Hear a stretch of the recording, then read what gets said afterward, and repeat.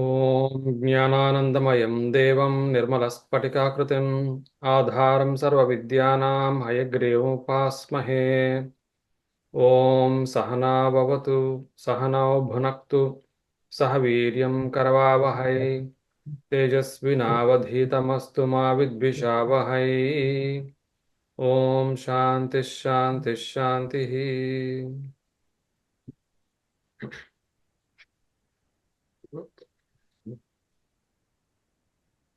अखण्डं सच्चिदानन्दम् अवाङ्मनसगोचरम् आत्मानमखिलाधारम् आश्रयभीष्टसिद्धये अर्थतोऽप्यद्वयानन्दान् अतीतद्वैतभानतः गुरूनाराध्य वेदान्त सारं वक्ष्ये यथामति. Right, so last week's recording got lost. I was deleting a few files and maybe it was deleted as well. So I couldn't upload. So what I have to do is just revise, which is not a bad idea anyway.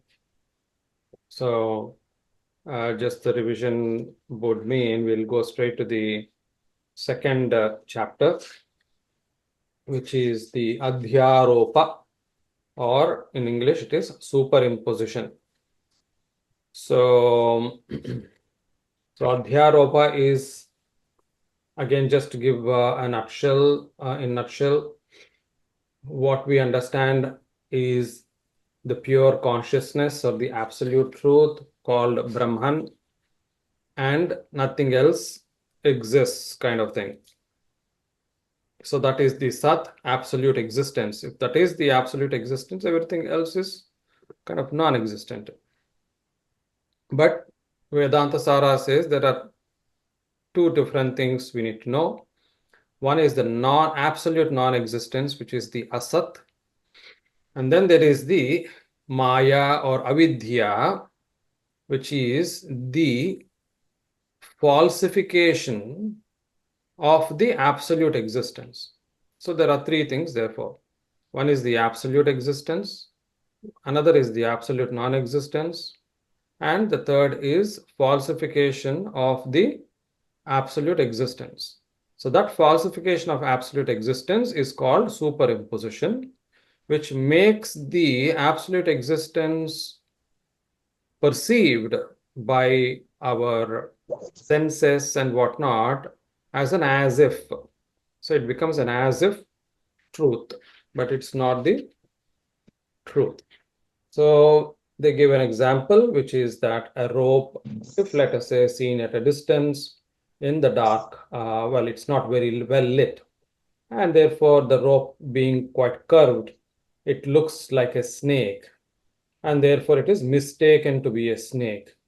It was never a snake to begin with, but it had something in it which could make it look like a snake. That's as much as we can say. And then the snake is seen. So this is the superimposition or adhyaropa. Aropa, basically. Aropanam is putting something on top of it.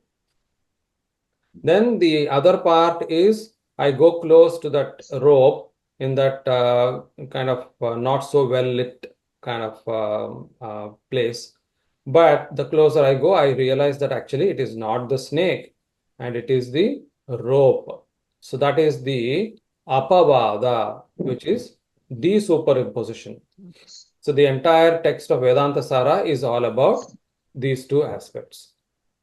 So then they give a description of what is a vastu and what is a avastu. Vastu is the thing which is absolute existence. That is Sat, Chit, Anandam, Advayam, Brahma. So that which is Sat, absolute existence, Chit, the kind of consciousness, and Anandam, which is the bliss. And then it is Advayam, there is no second to it. That is the only thing that exists. The rest, which is called as avastu, just the opposite, that which is not the thing, is everything starting from the very beginning of creation. How did the creation come into existence? Because of avidya, the absolute, let's call it absolute ignorance. And from thereafter, everything that has been brought into existence because of its innate qualities, like the three building blocks of sattva, rajas, tamoguna.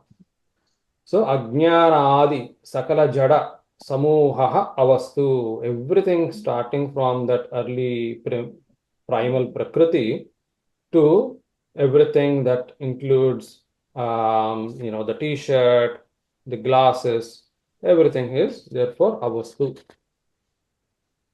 And then they give some description of what ajnanam is. Ajnanam is therefore, just like how we heard earlier, it is neither sat nor the asat. It is neither the absolute existence nor the absolute non-existence. It is beyond those two. It is something else. Beyond in the sense it's not superior to those things. That's not what it is. It is but different to the absolute existence.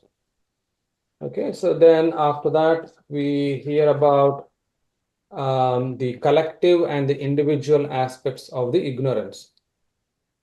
How did the ignorance actually even get noticed?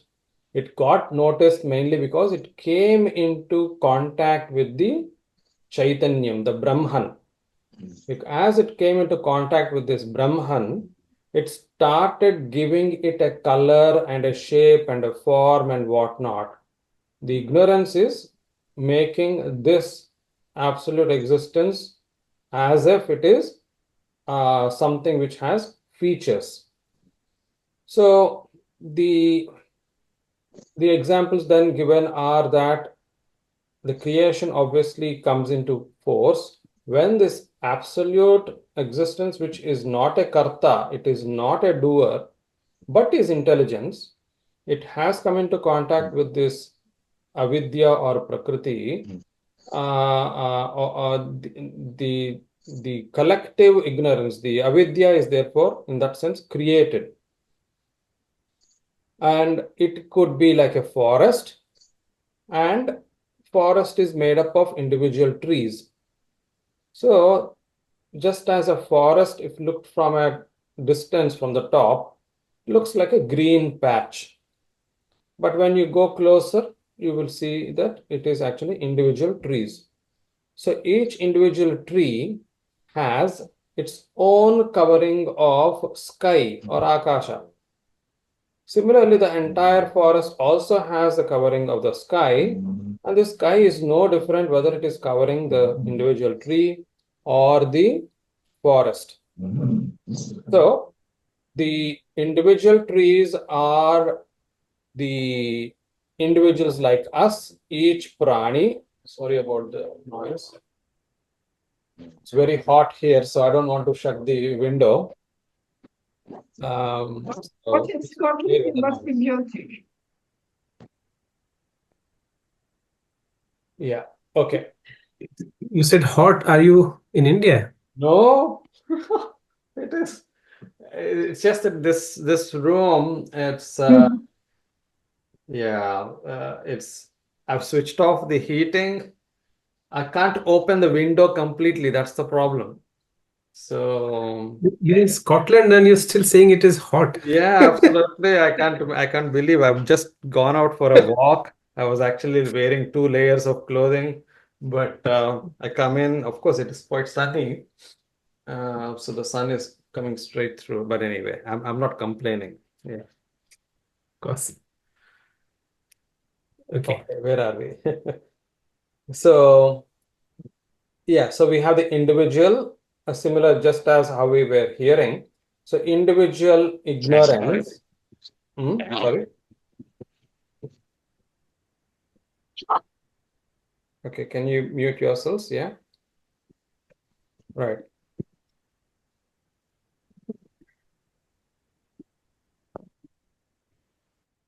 All right. So the individual ignorance is just like how you can associate that with a tree and has a sky. Similarly, individual ignorance has the Chaitanya, the absolute truth or existence along with it. That is no different to the collective forest, the sky covering the collective for the trees, Similarly, the collective ignorance associated with this Chaitanya is no different, is what is said. So therefore, it is the same thing. It is not tampered with in any way at all. But that individual entity and the collective is given a name. The collective ignorance with it, the Chaitanya, it is called as Ishvara. So in this book, it is explained nicely in the sense that what the religions talk about the God which creates things, it equates Ishvara. It's not going to equate the Parabrahma. So the Ishvara is the creative energy, creative force. From it, you can say everything has therefore taken a shape and a form and whatnot. And this Ishvara has an interesting aspect to it. It is actually nothing but it has the Vishuddha Sattva Pradhana. It has this Sattva, the purest form of the Sattva quality attached to it through the Prakriti. Therefore, it has the creative ability. And it is said here, it has a Sarvajñatvam. It is an all-knower. Sarveshwaratvam, lordship. Sarvaniyantratvam, which is the controlling aspect. And in this way, it has these abilities which are not there with the individual units of ignorance attached with the consciousness. And that consciousness, which is individual, along with that avidya, is called as prajna. This prajna is similar in that sense as an I don't need to describe it again. It is just like Ishvara, but the difference is it is not attached with this pure sattva, but it is an impure sattva. Therefore, it doesn't have the same ability to have lordship or sarvajñatvam and whatnot. In fact, it is quite so dull that it does not have any special powers whatsoever, which we can relate to.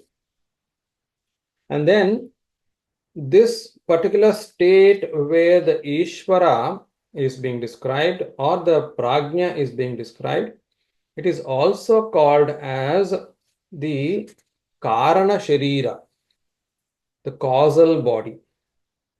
The causal body being, why is it called causal body? Because that is the reason why things are coming into existence. And for the individual unit, it is the causal body which makes me, the Srinivas, come into existence. Similarly, the entire creation has come into existence because of this causal body. And that causal body is also known as Anandamaya Kosha because it's basically bliss sheath. And also called as Sushuptihi. Sushupti is a phase of sleep. So there are 4 phases of sleep that are being described here. And one is where are we? Sorry. Yeah. Vishwa, Taijasa, Prajna, and Turiya. So Vishwa is the waking state. So just like how we are in a waking state right now, it's called Vishwa. Taijasa is a dreamless sleep state. And then Prajna, the one we are interested in right now, is called so called because it is a state where there are the Taijasa is the dream state and Prajna is the dreamless state. So this dreamless state is into which everything dissolves. As in, how do we understand this? So if it's a dream state, there is still activity going on. But in a dreamless state, nothing is happening. Nothing is happening. Therefore, it is in my sleep, for instance, everything has come to a still. So you can infer it as everything has kind of dissolved into it. Nothing is being experienced. So similarly, from a cosmic point of view as well, the creation point of view as well, when the entire creation, once its time is up, it just goes back, dissolves into that same Karana Sharira or the causal body or that entire thing created by the contact of Brahman and the Prakriti, the Ishvara, everything is getting dissolved back into it. Just as it is happening there for individual units, we are just experiencing a sleep where nothing seems to be existing and everything has dissolved into it. So that is therefore called as a Sushupti. So these are various names given to it. The fourth is Turiya. Turiya is to be understood as nothing different to the absolute Brahman, but it's being given a name only to just make it different. How is it being explained? Again, they go back to the same example of trees and forests. Trees have an associated a little bit of akasha on it, let us say. So for instance, you are seeing from the top of the tree, you see a little bit of sky on top of it. So you think that is the sky associated with the tree. Then you see it from the entire perspective of the forest.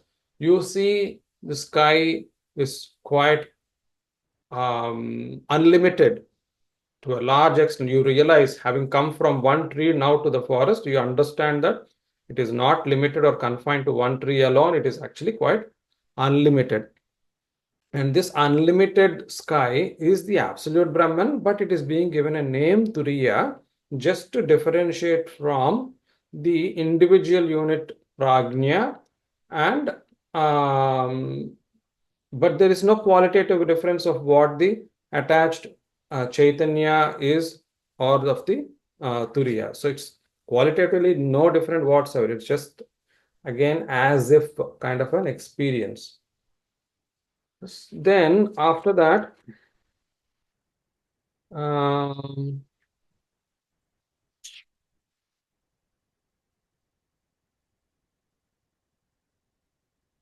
yeah, Turiya we have already covered. We can go forward. Then avidya or the ajnanam is of two types. It has two powers. One power is called avarana shakti. One shakti is called avarana shakti. Another is called vikshepana shakti. Avarana shakti is, avarana means covering basically. And this avidya, what has it covered? It covered the Chaitanya, right? Actually speaking, the Chaitanya cannot be kind of tampered with. It cannot be covered or anything. But it is, this Shakti is so powerful that it is making it look covered. Second is, not only is it covering from my obscuring me from obscuring it from my view, it is giving a new definition to it, making it look as if true, it is true. That is called as a vikshepana shakti. So one is power of concealment, another is power of projection. Examples again given are an ignorant person looks at the sky. There is a small, faint, not at all powerful cloud. Why do we say it's not powerful? It can be blown away easily. It can be removed from that place quite easily. But yet, for a moment, this guy is believing that the entire sun, which is such an extensive field of solar energy, the entire sun has been obscured by this cloud. So believing that the sun doesn't exist or sun has gone away. The cloud, when it is being when the cloud is covering the sun, not only did we lose its presence, but perhaps we have gained a new understanding of it. That the light is coming from somewhere else, for instance. So that may be the level of ignorance it can bring in through the power of projection. Of course, when the cloud moves away, that is the desuperimposition, we gain the knowledge that after all the sun is real, everything else was false. So those are the two powers. One is power of concealment, another is power of projection, avarana shakti and vikshepana shakti.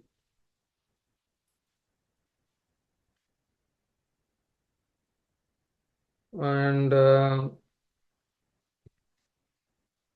then we have, right, so there are some explanations given, like how, for instance, Shaktidvayam Ajnanopahitam Chaitanyam Swapradhanataya Nimittam Swa Upadi Pradhanataya Upadanancha Bhavati. So some explanations are given which may be slightly complicated. So they give the example of a spider. Spider from the perspective that it is the Atman of the spider, let us say, it is allowing that spider to do the work of creating the web. So then it is called the efficient cause, or the nimitta. It is the efficient cause, nimitta. It is enabling, it is actually kind of mentally kind of making everything do the work.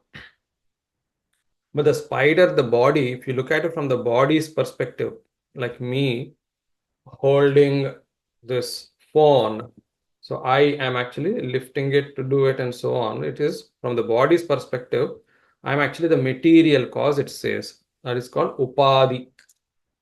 What is the relevance of it? The relevance is that there are two schools of thought. One which believes that the Brahman transforms from being non-existent into existence.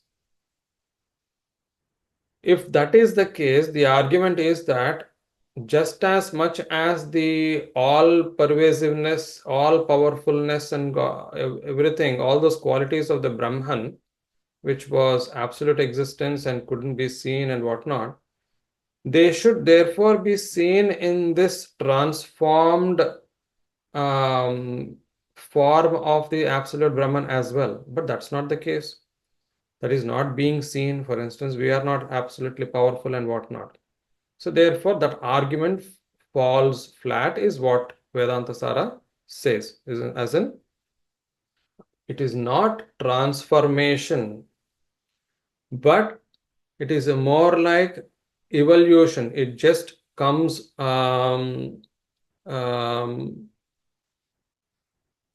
so what is it called? Yeah. So it's play of words basically. So the earlier one, it's called not called transformation. They're calling it evolution, as in evolving from, let us say, caterpillar to a butterfly. It is evolving from one thing to the other, whereby the features, the whatever the material of caterpillar is in the butterfly. So that's called in English evolution. Whereas the other one is being called transformation without losing its character. So the former is not losing character, but what has been created later, that is, it is just a mirror image. Mirror image is not the same as the original. So as I said, it may sound a little complicated. I wouldn't worry too much about it at this stage. Even my understanding, I would say, is not so fantastic when I read this. And then we have so there is an interesting concept now coming up, which is that tamah pradhana vikshepa shaktimat अज्ञानोपहितचैतन्यात् आकाशः, आकाशात् वायुः, वायोः अग्निः, अग्नेः आपः, अद्भ्यः पृथिवी च उत्पद्यते। एतस्मादात्मानम् आत्मानः आत्मनः आकाशः सम्भूतः. Now we are now entering into interesting phase of creation. What is that? The 5 elements are born out. Interestingly, unlike in Sankhya Darshana, where in Sankhya Darshana it is the Prakriti, which is the one which is leading to the origin of the 5 elements, which are Akasha, Vayu, Agni, Apa, Prithvi. Ether, wind, fire, water, and earth. So these are the subtle elements. Let's not mix them up with the gross elements as we feel. For instance, the earth that we are living on is the gross earth. It's not the subtle earth that is being described right now in here. In a Vedantasara, it's being said that it is directly coming from the Brahman itself. Brahman is creating these things. Whereas in in Sankhya Darshana, it's actually the Prakriti which is leading to origin of these things. So irrespective of that, we are seeing something interesting now. What is it that we are seeing? We are seeing the mechanics of how the cosmos is being built. So those 5 have been brought in. And teshu jadyadikya darshanat tamaha pradhanyam tat karanasya tadanim sattvarajastamamsi karanaguna prakramena teshu akashadishu utpadyante. So now these 5 elements, it is said that they have a predominance of tama guna, tama pradhanam, and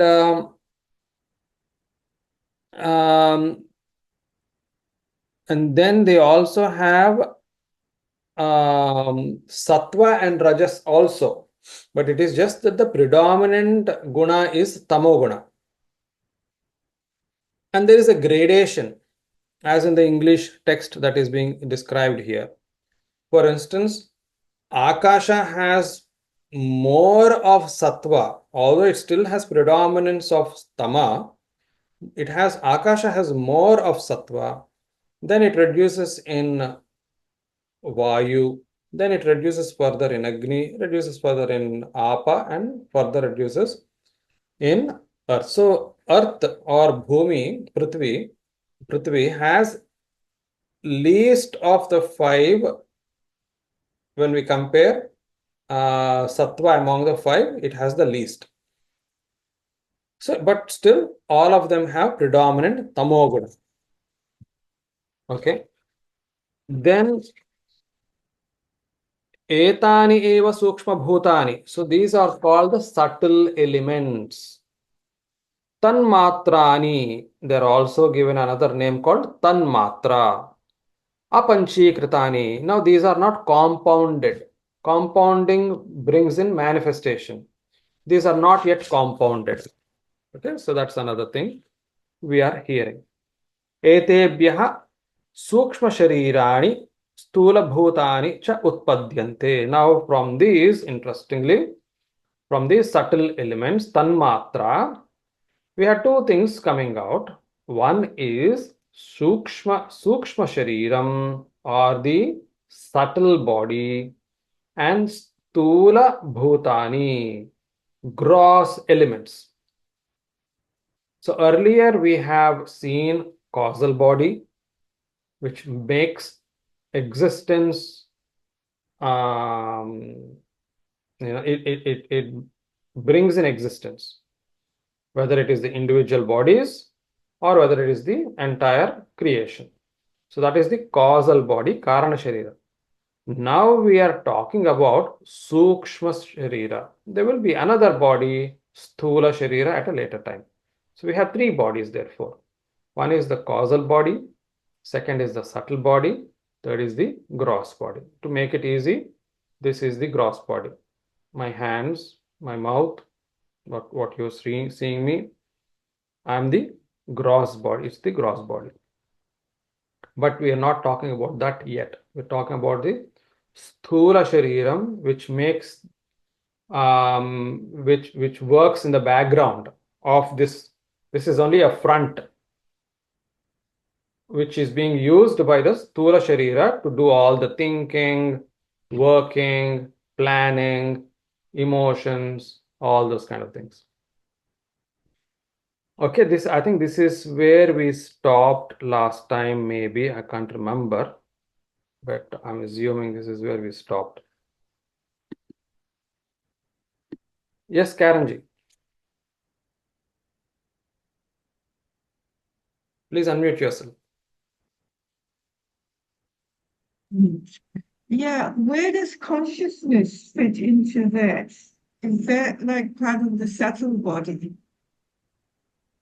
Where does consciousness fit into the subtle body? So No, as per where do you put consciousness in this? There is causal no body, consciousness in the physical body. In the causal body, in the causal body. you put consciousness, okay. Yeah, that's how Vedantasara has explained that the Ishvara is Ishvara is the causal body. Ishvara is similarly Prajna, the individual consciousness, is also in the causal body. Subtle body will talk about everything else underneath that, which is the intelligence, mind, senses, organs of perception, motor organs. So those will be covered in subtle body. Any other questions before we proceed? Aiskant, are you able to follow? Yeah. Okay. Yeah, I'm able to follow. Sure. Okay. Right. So let's move on then to text number 61, which is Sukshma Sharirani Saptadasha Avayavani Linga Sharirani. So subtle bodies are also called as Linga Sharira. Why? No, I need to find out actually why it's called Linga Sharira also. The explanation is not given here. But anyway, it's another name to it. Subtle body is also called as Linga Sharira. I remember now, sorry. Linga basically that was covered in Sankhya Karikas. The one which dissolves. So that is why it is called as Linga Sharira.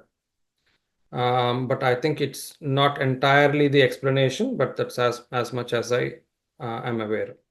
So Sukshma Sharira being called as Linga Sharira also, it has 17 parts or components. What are those? The next text. Avayavahatu Jnanendriya Panchakam Buddhi Manasi Karmendriya Panchakam Vayu Panchakam Cha Iti. Avayavaha, the parts are to Jnanendriya Panchakam, the 5 organs of senses, Buddhi, the mind, Manas, Buddhi, intelligence, Manas, mind, Karmendriya Panchakam, the 5 organs of action, Vayu Panchakam. When he says Vayu Panchakam, it is prana, basically. I think, is that what is? Yeah, so that is what it means here.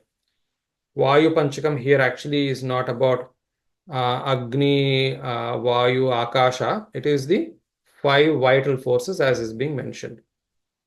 So first one is Jnanendriyani श्रोत्र त्वक् चक्षु जिह्वाघ्राणाख्यानि. So it's quite straightforward. The explanation being given here is, what are those five senses? What are the five organs of sense? Shrotra, hearing; Tvak, skin; Chakshu, eyes; Jihva, tongue; Ghrana, nose; Akhyani, so are called. Then, etani akashadinam सात्विकांशेभ्यो व्यस्तेभ्यः पृथक् पृथक् क्रमेण उत्पद्यन्ते. Etani, these five organs, akashadinam, they are of the elements such as akasha. We have looked at the subtle elements: akasha, vayu, agni, apa, prithvi. Of them, it is satvika amsha. These are formed from the satvika component of these akasha, vayu, agni. Earlier we have seen that all these have predominance of tamaguna, but very interestingly, these are being formed from the satvika aspect of these five subtle elements. Prathak prathak kramena utpadyante. They actually originate in an order separately. And how is it in an order? Although it is not given in the Sanskrit text, in English they have basically given the order as from Shrotra come from ether. Okay, it's understandable. So the order is, ears, Shrotra, come from Akasha or the ether. Skin comes from wind because it is organ of touch. So skin, you feel the wind. That is how it is understood. Shrotra, the dhvani, the sound, therefore it travels through the thin air, and that is how you can relate to. Chakshu is form, something to be seen. So it has a color. So you can understand it is coming from Agni. Jihva, it is tasting something. To be able to taste something, you need water. If it is dry, you can't taste anything. You just need to be watery for it to be tasted. So therefore, Jihva is actually coming from Jala or Vayu, Apa.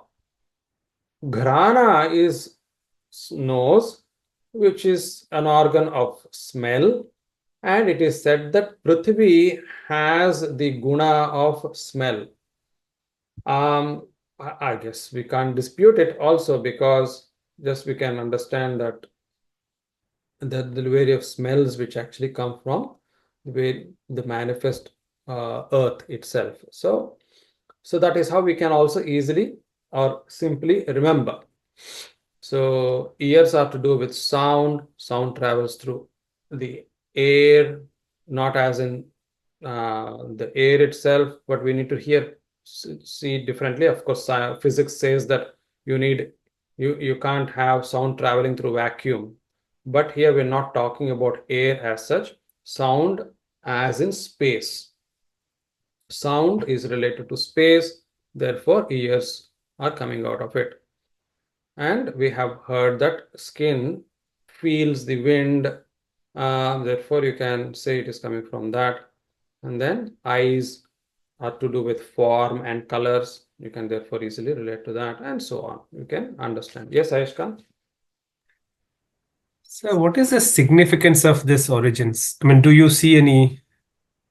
I personally don't know the significance. Swami Sarvapriyananda also basically says that it is something we can kind of talk about as a concept, but he says that entire cosmology, don't get stuck on it, because physics obviously is advancing day by day. It may bring in much better understanding. But thankfully, he says Vedantasara is not asking you to get stuck with the the various steps and stages of creation. Just focus on the whole idea that it is nothing more than superimposition. So that's the Yeah. only explanation I can offer at this stage. I don't know whether it has any more significance. Maybe And also, as you Ayurveda mentioned, has also better understanding on this because they do talk about the gunas, they do talk about the Kapha, Pitta, Vata, Vata. Pitta, Kapha, and various other things as well. So maybe they have a better understanding. As you mentioned, sir, in the Sanskrit portion, this is not captured. This Hmm. particular aspect is not captured. So that's another aspect. So I wanted to know one more thing. This is my second question It's is not captured mainly because this is not a definitive text. This is meant to be just a concise summary. Kind book. of. Okay, okay. Yeah. But it is there then. Then I mean, it will be Oh, yes, it will yes. be wrong to disregard that this origin is there. So Oh, it's no, there. no. This is being concisely mentioned without giving details. The details you need to go into the references. Okay. Hmm. Okay. So fine. I mean, we can park it at this point of, at least I can park it at this point of time. Hmm. And the second thing which I wanted to check with you is this triguna.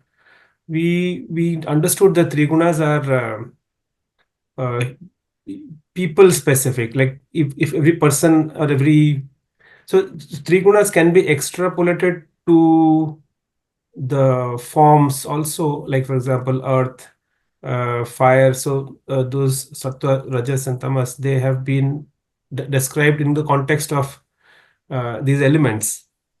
So So you were saying we understood that the three gunas are person specific. What do you mean by that? yeah, I meant I I assume that these three guna means people's guna. No, no, Uh, no. no, okay, okay, So gunas, the three gunas are inherent properties of Prakriti which lead to the entire creation. They're the building blocks.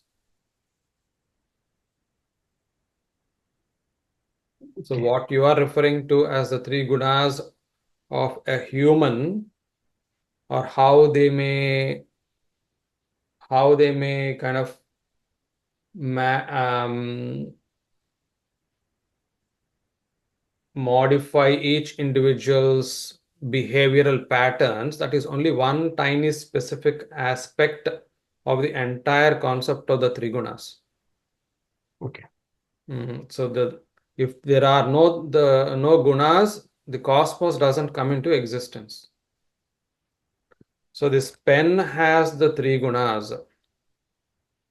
Possibly it has more of tamoguna because it's an inert component. Something which is lot more active tends to have a rajoguna. Something which is more knowledge related, therefore has a sattva guna. So this is how the various combinations of the three gunas lead to formation of various things in this creation. So that is the way you have to understand. This is explained here. Why is it that the pancha karma jnanendriyas have the sattva guna? Because they are seeking knowledge. They are actually gathering information, so that comes under the bracket of knowledge. Hence, they have a predominant, they are made out of the sattva guna, the building block of sattva guna. Sattva here doesn't necessarily have to be taken as good, bad, ugly. Sattva, rajotama gunas here are not to be taken as good, bad, ugly kind of stuff. They are building blocks based on which each individual thing is being built. That's it. So the five sense organs are being built from the sattva component of these five subtle elements. yeah, Then we are, thanks. then we are talking about buddhirnama nishchayatmaka antakarana vritti. Again, we have completed the jnanendriyas. Now we are talking about buddhi. we are being introduced to a concept of antakarana. There are antakarana is the inner organs of perception, or let's call it inner organs of perception. Earlier, the sense organs are external organs of perception, bahyendriya, bahyakarana. These are four. The antakarana, the inner organs of perception, are four: manas, mind; buddhi, intelligence; ahankara, ego; chitta, the memory. Four of them. Okay. So among these, buddhi, intelligence, is nischayatmaka, one which determines with clarity, precision, makes the choice. That's it. That is the nature of buddhi. It's an interesting thing which we are coming to learn, because this is very different to our understanding of mind. Next one is manonama sankalpa vikalpatmika antakarana vritti. Manas, on the other hand, is something which is analyzing. Sankalpa vikalpa. So where it is supposed to kind of make all the analysis of the choice, finally for a choice to be made. So you can say that it's a precursor to the intelligence. Vikalpa usually means options. So it's also considering various options. It's nicely explained in the English text here on page 64. These two terms can be explained either in relation to a thought or action. Okay, that is to sankalpa and vikalpa. When a person cannot determine whether a particular object is this or that, or when he cannot determine, which means the buddhi is not applicable yet. If buddhi is applicable, you are making a choice. That's it, finished. But when you are still, let us say you thought you have decided, but suddenly there's some new information. That buddhi is now being replaced by the mind doing all the analysis again. And once the mind does its job, it hands over to buddhi again. It determines. So until when we cannot determine whether a particular thing has to be performed or not, until then, manas is in action. And how else is manas explained? Again, beautifully explained in the next page, 65. The antakarana vritti means a modification of the inner organ. Okay. According to the Vedanta philosophy, when an organ perceives an object, the mind transforms into that object. So I'm seeing this bottle. Mind is transforming into the bottle, or the bottle is in the mind space as it is, kind of thing. So the mind has transformed into the bottle. It assumes the same shape of everything that it is perceiving. Of course, what is bringing in this information? It is the sense organs, eyes, ears, nose, all those things. But this mind then goes and assumes that shape very interestingly. So when the eye sees a pot, the mind projects through the eye and takes the form of the pot. But then when the antakarana becomes absolutely sure of its existence, that it is the pot, the buddhi is coming into existence. Buddhi is coming into play. Okay. And then interestingly, they explain further saying that when we are trying to, on the other hand, when we are trying to remember a pot, it is the chitta of aspect of this internal organ of perception which has come into play. And when I have to say that is my pot, or I know it is a pot, I know my pot, those kind of things, it's the ahankara which is coming into play. So it's the same internal organ, but depending on the situation, it's either memory, it's either the identity, it is either the analysis process, or it is the decision making itself. Either of them. So it just keeps changing, adapting according to that particular situation. I think it's a very nice way to understand a different model from how we generally understand mind from psychology point of view. Not that we understand much about mind, frankly speaking. But okay, so manaha nama sankalpa vikalpatmika antakarana vrittihi. Okay. And then they're explaining chitta and ahankara. Anayoho of these eva chitta ahankarayoho antarbhavaha.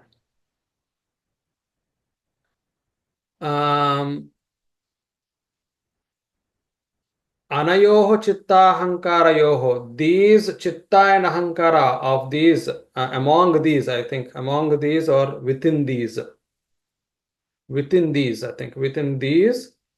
Because it comes in two cases. This particular chitta ahankara, it could be a sixth case, which means in relation to, or locative case, the seventh case, which is in them.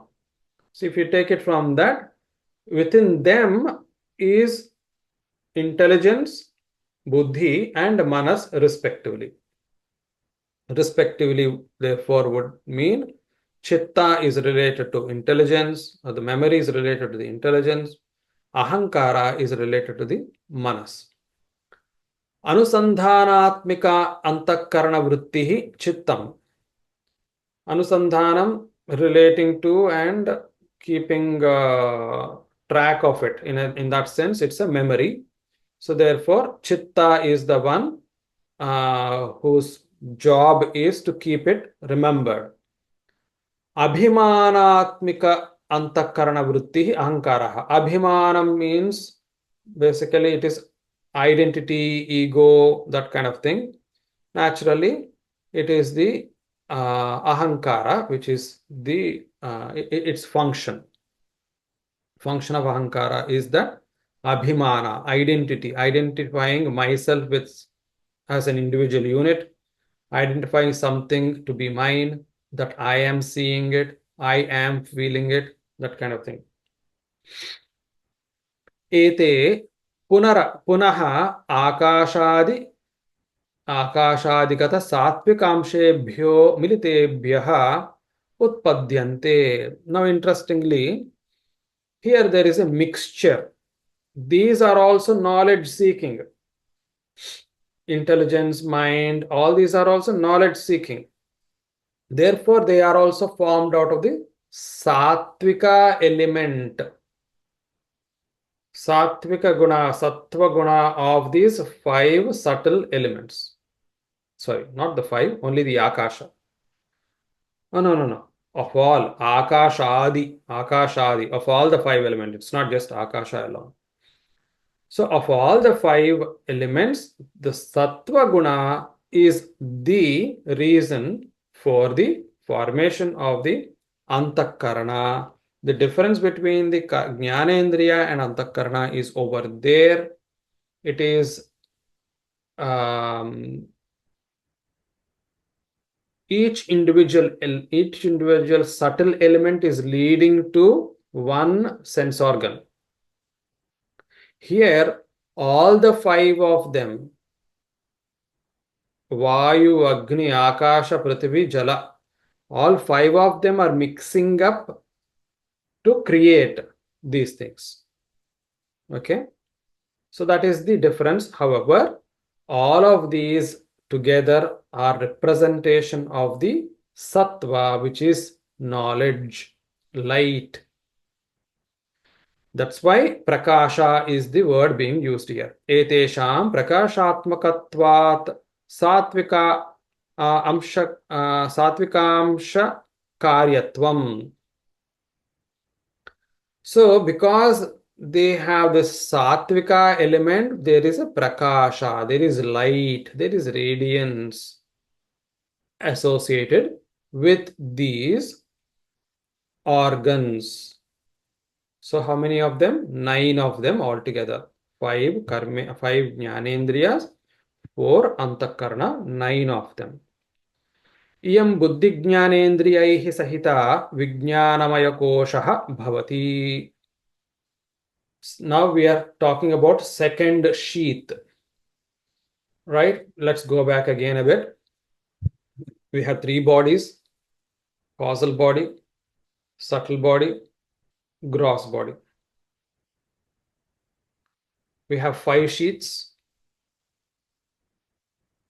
Okay, I'll tell it Sanskrit first because otherwise I'll get mixed up. So when we have causal body, Karana Sharira, subtle body, Sukshma Sharira, gross body, Sthula Sharira. And then we have 5 sheaths, Kosha. The outermost, Anandamaya Kosha, which is the same as the Karana Sharira, the subtle body, which is the same as the Ishvara, the God, which is the same as the Prajna, the individual Jivatma. So that is the Anandamaya Kosha, Karana Sharira, right? Next, we have Vijnanamaya Kosha, Manomaya, Vijnanamaya Kosha, sheath of intelligence, Manomaya Kosha, sheath of mental sheath, then Pranamaya Kosha, which is sheath of life, Annamaya Kosha, which is sheath of nourishment. So these are the 5 sheaths. Now, interestingly, if you pay attention, the fifth or the outermost kosha, the sheath, is the subtle causal body. The middle three, Pranamaya Kosha, Manomaya Kosha, Vijnanamaya Kosha, put together is called the subtle body or the Sukshma Sharira. Whereas the innermost sheath, Annamaya Kosha, sheath of nourishment, is the Sthula Sharira, the gross body. So this is how we need to now understand. So in the subtle body, among the 3 sheaths, we are seeing the first sheath, which is the second in the order of the 5 sheaths. What does it have? It has the intelligence and the 5 organs of senses. And it is there. And what is it doing? They are seeking information, gathering information, knowledge. Hence called Vijnanamaya Kosha. Ayam kartrutva bhoktrutva sukhitva dukhitvadhi abhimanatvena ihaloka paralokagami vyavahariko jiva ityuchyate. What else do we understand about this Vijnanamaya Kosha? It has Kartrutva ability, doer, it is a doer. Bhoktrutva, enjoyer. Sukhitva Dukhitva, of course, enjoying or experiencing sorrow and happiness. Abhimanatvena, and identifying itself in doing so. Where Ihaloka, in this material world that I'm living in, Paraloka, in other worlds as well, Gami. So, transmigration that is happening along with that. Vyavaharikaha jiva iti uchyate. So, this is called the jiva. So, the jiva, the phenomenal, it is, so here interestingly, the jiva word is being used here, phenomenal jiva, because it is the reason why this experience is coming into play. So Vijnanamaya Kosha, being the sheath of intelligence, is bringing that entire phenomenon of experience into reality and making one not only believe them to be the doer, but enjoyer, but also experiencing movement from one life to the other and so on. Okay. So what else do we have here? Yeah, I think it is important we read the phenomenal paragraph here, because phenomenal jiva is obviously different to the other jiva, paramarthika jiva, or the absolute reality. Why is it being called phenomenal? Because of the experience, as opposed to paramarthika or absolute reality. From the absolute standpoint, the jiva is identical with Brahman, as set forth in the famous line, Brahma Satyam Jagat Mithya. Brahma is the absolute reality, whereas the creation is an illusion. Jivaha Brahma Eva. This Jivatma is the same as the Brahma. Na aparaha. It is not anything else but Brahman. So Brahman alone is real, world is an illusion. Jiva is nothing else but Brahman. As such, Jiva cannot have any consciousness of agency, enjoyment, pain, etc. We impute this in it from the empirical standpoint of the world. He, imitating the intellect, wanders between the two worlds, as if thinking, as if moving. This identity with Brahman is realized only in Samadhi.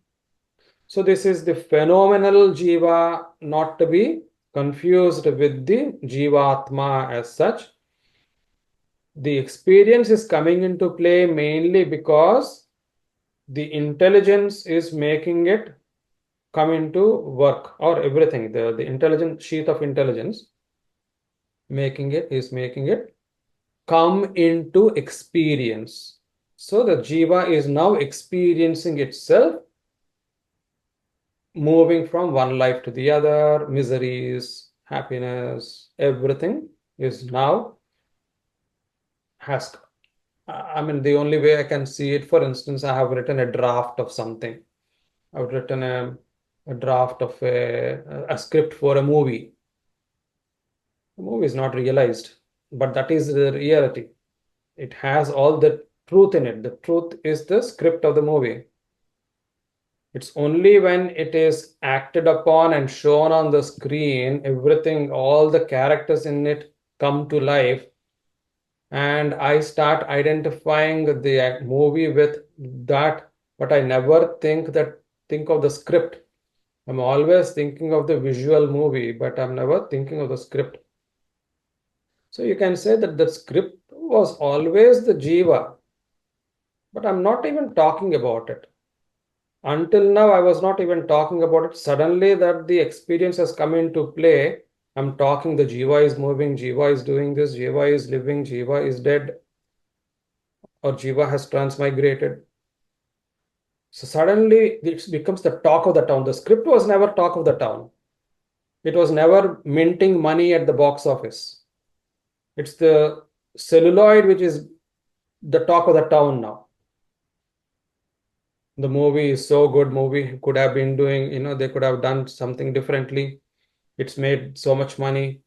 We are able to talk about all that only when it has come into manifestation, but we never spoke about the script in any fashion whatsoever.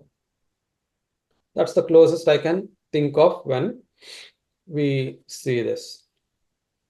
Okay, so what's the time? Okay, I'll stop here in case anybody wants to ask anything. We can cover a few more today. That's not a problem at all, but I'll just stop in case anybody wishes to ask anything.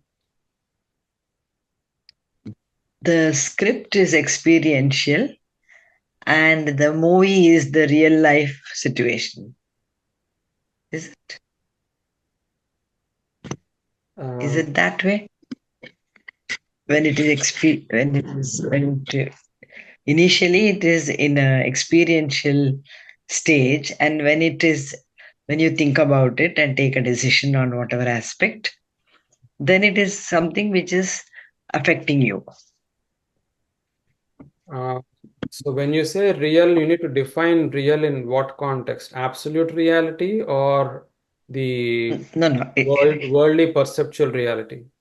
but what you understand and experience, what you go through. Yeah. So, yeah, maybe you can explain a little more, because when you say experience is the script and reality is the screen. For example, when you're taking a decision, for example, initially you have many inputs. Okay. So the only I can understand. So the only thing I can say is these are analogies, right? So analogies can never be compared.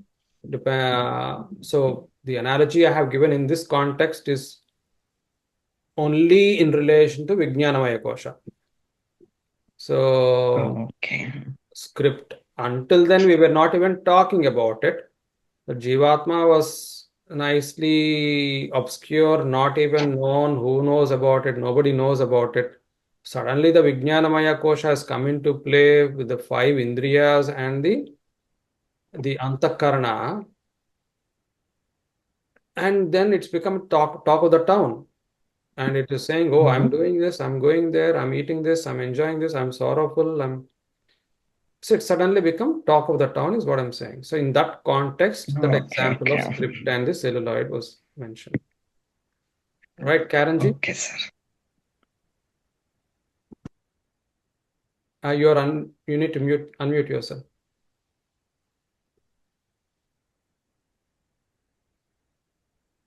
Yeah, something that's been on my mind, like we always say that we are not the body.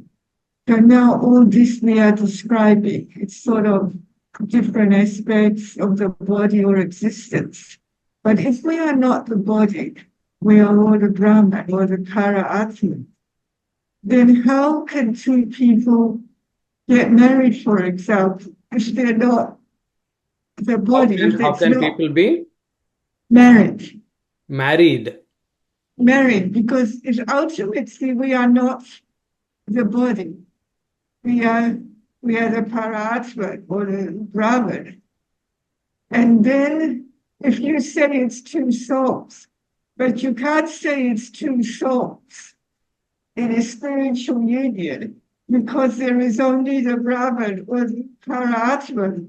So how does it work? Who's getting married? Who's doing what? The bodies are getting married The bodies are getting married. Okay. Until I would say until the causal body is getting married. Everything between those two, man and the woman, everything from the gross body and next to the subtle body to the causal body is getting married. But that's not who you really are. So that is what who you are. No, that is what you are. You are the Atma continuously, whether it is the gross body, subtle body, causal body. What is common in all of them? What is common? The Atma. But the only thing is, beyond the causal body is the absolute formless, attributeless Atma. If it was an absolute state of absolute state of so-called non-existence, existence as in creation, none of this exists anyway. So there is no man, there is no woman, there is no marriage. So we can't go back into that state to argue this. Once we are in this creation, we can argue as far as the causal body. Because causal body is what dictates you to be Karen in this life. It is not the subtle body. Okay, so it's the causal bodies that are getting married, for example. But that's not who we really are. Again, so we are not that, we are beyond that. But if we are beyond that, I am the thin air. I don't have a name, form, anything. Who am I getting married to? Nobody. Exactly. That was what was on my mind. Absolutely. But we are not in that state. So now we are the causal I am body. Srinivas. There is Ayaskant sitting there. Ayaskant is married to somebody. We are in a created world. You aspire to be beyond that. So if you have gone beyond all these recognitions, which is the ahankara, the moment you say Karen, you are not Karen, you are not the body, you have nothing to do with this world, no fan, no electricity, no tour agent, no visa, no marriage. That state hasn't been reached yet. So we have to talk about these things. We are in the superimposed state. So basically now the Atman is being expressed through the causal body, which eventually you will have to supersede when you get to Samadhi or wherever it is that you're going. That is my understanding, having read Vedantasara, Bhagavad Gita, or any of these things, which is that we express ourselves in this life or any other lives through the causal body. So the causal body is the one which has the chip of all our karma, vasana, so the impressions that we keep gathering. Naturally, that is the one which decides what birth I'm going to take, and what am I going to do with my life and all those things. That is the one which actually kind of dictates. It's the causal body. That is why it's called causal body. It is the karana, the instrument leading to the creation, the entire creation, an instrument creating your own life this time. It's not the subtle body. It is not the gross body, naturally. It is beyond that. And your physical body is what? Physical body, this one. Yeah. So this is in the 5 sheaths, it is the Annamaya Kosha, the 5th innermost sheath, which is the sheath of nourishment. Or it is called Sthula Sharira, the gross body. So we will come to that. It is all going to be covered one by one. So if you are sick, you say, I am sick. But if you are not the body, then it's not I am sick, it's my body is sick. Apparently, Ramana Maharshi used to say that. It seems he had a tumor in his leg. And he would say, that leg is suffering. He would say that leg is suffering, not even my leg. That leg is suffering, or that thing is suffering, and so on. Yeah, I would see there is no contradiction in that. I think if you look at the algorithm there, we are aiming to reach that absolute state where nothing, it's a state of nothingness, let us say. But where are we? We need to understand that as well, right? Where we want to be and where we are. Where we are right now, it is a long way before I reach that absolute state. So, therefore, Sanatana Dharma talks about dharma. You have responsibilities, you have duties, and you have material world to navigate through. You can't escape it. If I am not Srinivasa, or if I'm an absolute self now, why do I need to come all the way to UK now to work? I can as well happily, if I know everything, I don't need to do this. Why do I need to go through an operation few years ago, for instance? Why do I have to experience COVID and worry, fear whether I'm going to make it through the COVID or not?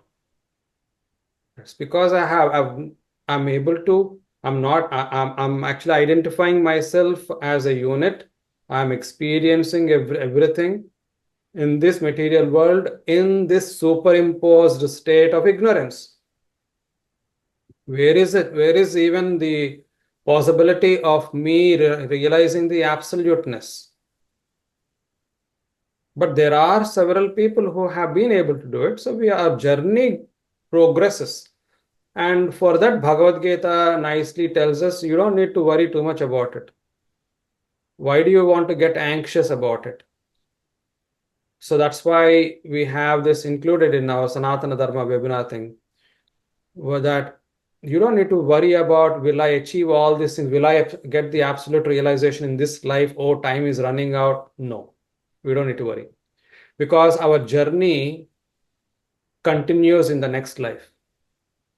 Where you stop, he says to Arjuna, that Partha naiveha namutra vinashah tasya vidyate nahi kalyana krit kaschit durgatim tata gacchati. Hey Partha, not only in this life or next life, vinashah tasya vidyate, that person who had made progress, he will not be lost. Having made that progress, he will thereafter get a life next time where he just carries on from where he left off. So we should not, and it's a relay race. Karanji, you will be here, I'll be here again in another life. Maybe you will be teaching somebody Sanskrit next time round, or yoga, or sitting in a retreat and giving discourses to a lot of people. But you will come back, Karanji, just as I am going to come back. It's work in progress, and we shouldn't really think about the goal. We should just do our best to do the best we can in this life, and stop thinking where I am and how far I'm going to go. Just get on with it, I guess. But you realize that you actually asked a question and I'm answering the question. Yeah. That's all I'm doing. I'm not saying to you that you should be worrying or not worrying. Because you asked the question, I gave the answer. Okay. Neither am I worrying. I'm sure neither you are worrying. But a question has to be answered, and I hope I have answered the question. That's all I can say. Yeah. Okay. So I have a point to raise. Point number 67. Chitta being included in buddhi and ahamkara being included in manas. That part is still not very clear to me. Again, this is a Sankshipta. We remember this is a group study. It doesn't mean that Yeah. I know it. I know the reason why it is so. Okay, I fair don't enough. know. No, I don't know. that's fine. I can decipher from reading the Sanskrit and help you with that. But at the end of the day, why are they together? There are some darshanas where chitta and chitta is not part. There are only three in the Antakarna. For instance, Sankhya Darshana only talks about Ahankara, Buddhi, and Manas. They don't talk about Chitta. So we don't know exactly.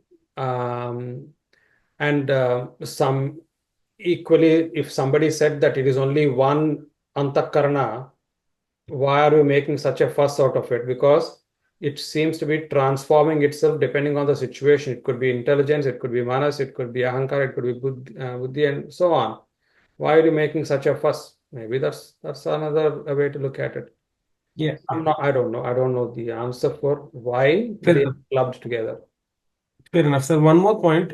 You mentioned in relation to Anandamaya Kosha, you mentioned this to be the same as Ishvara or Pranaya.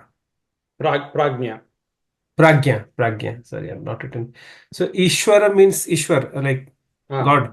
Yes, that's right. Okay. So description was given there. So that Ishvara, and last time also I was saying the same thing. Very interestingly, the absolute Brahman knows no powers. Is powerless. Why? This Ishvara has come into play. Suddenly he has become powerful. He is able to create things. He is able to create things along with this Prakriti. Until then, he was happily sitting somewhere, all pervasive. He was not interested. That's the best way to put it. He was not interested in creating anything because that's not part of his job. He's least worried. But suddenly it's like a jolt. He's been asked, okay, brother, bro, you need to wake up now. Time to wake up and create some stuff. And there's a jolt. This Prakriti called him, bro, get up. Suddenly he got up and he's become powerful and is creating things. So that part, when he suddenly woke up, made him Ishvara.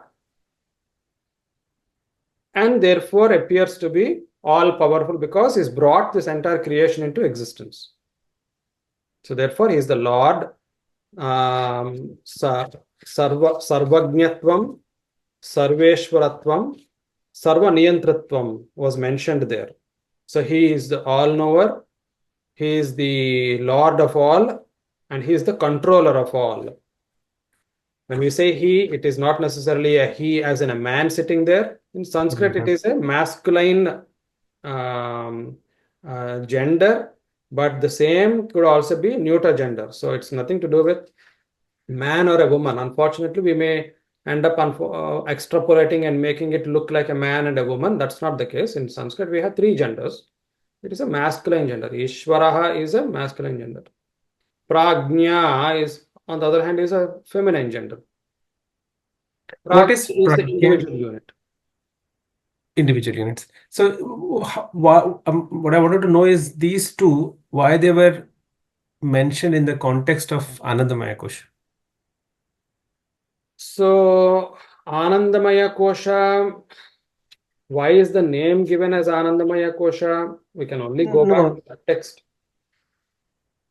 Not really, but the reference to Ishvara, Okay. Anandamaya Kosha is a part of the body. Yeah, Ishvarasya ayam,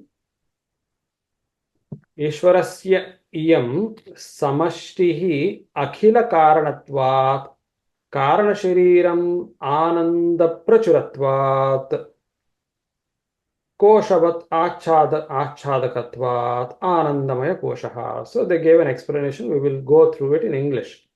This aggregate of ignorance associated with the Ishvara is known as the causal which body. page? Sorry, sir, This is which page? 44. Page 44, text number 39. Okay. So the aggregate of ignorance associated with Ishvara is known as the causal body on account of its being the cause of all. Okay, so that's the causal body. Then he says Ananda Prachuratvat. And as the Anandamaya Kosha, the blissful sheath, on account of its being full of bliss. So it is supposed to be a sheath full of bliss. Why? Maybe because it is pure sattva, as was explained later on anyway. It was associated with pure sattva part of the Prakriti.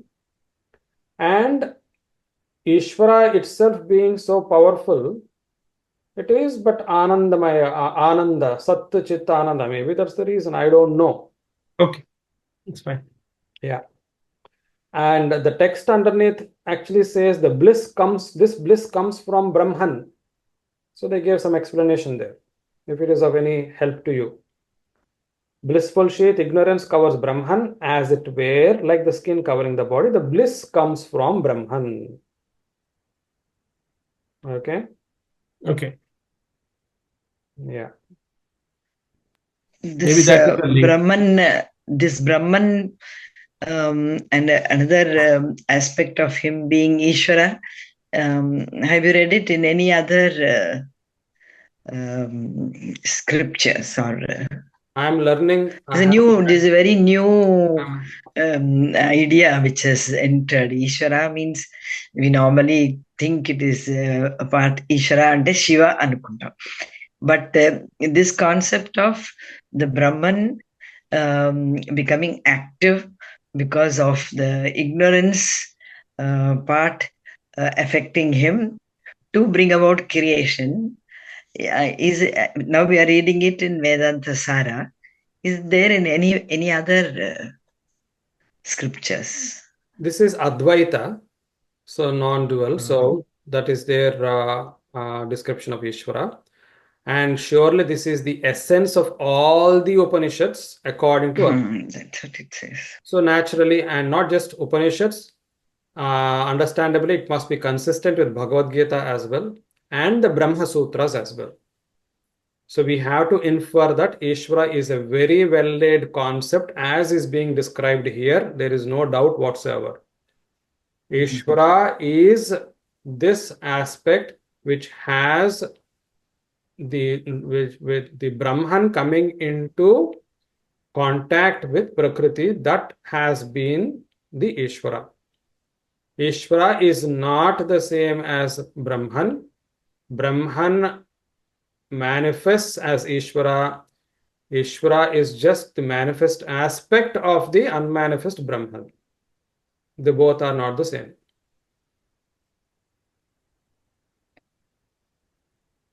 Thank you.